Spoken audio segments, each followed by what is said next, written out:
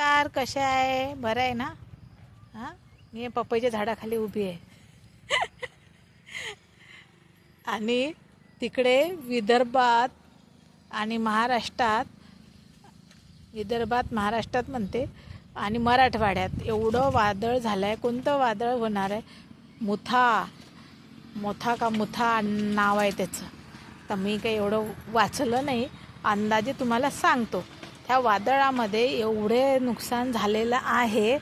हां, काय सांगू तुम्हाला. नुसते ऊस पडले, हायब्रीड पडलं, कापसं तर नुसते लोळूनच गेलेले आहे.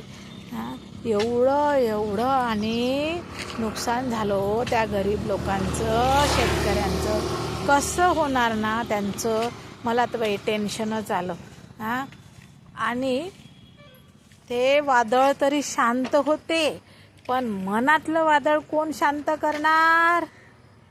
बाई आवडलं तर लाईक मात्र करा.